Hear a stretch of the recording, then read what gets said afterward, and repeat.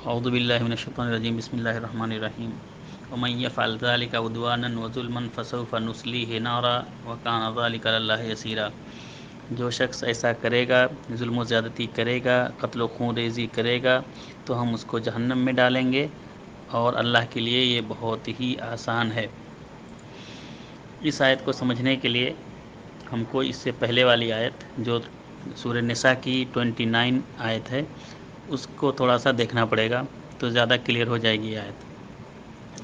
29 والی آیت میں اللہ رب العالمین ارشاد فرماتے ہیں یا ایھا الذین آمنوا لا تاکلوا اموالکم بینکم بالباطل، اے وہ لوگو جو ایمان لائے ہو، تم آپس میں اپنے مال کو باطل طریقے سے، غلط طریقے سے نہ کھایا کرو، یعنی حرام طریقے سے نہ کھایا کرو، الا ان تکون تجارتاً، ہاں اگر آپس میں رضامندی کے ذریعے سے تجارت ہو تو اس کو تم کھایا کرو۔ ولا تقتلوا انفسکم، اور اپنے نفس کو قتل نہ کیا کرو، یعنی سوسائیڈ نہ کیا کرو، اپنے نفس کو نہ مارا کرو۔ ان اللہ کان بکم رحیما، اللہ تعالیٰ یقیناً تم پر رحم کرنے والا ہے۔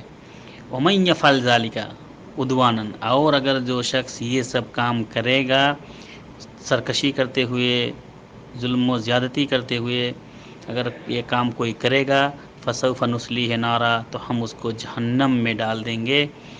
وکان ذلک علی اللہ یسیرا، اور یہ اللہ پر بہت آسان ہے، اللہ کے لیے بہت آسان ہے ایسا کرنا۔ السلام علیکم ورحمۃ اللہ وبرکاتہ۔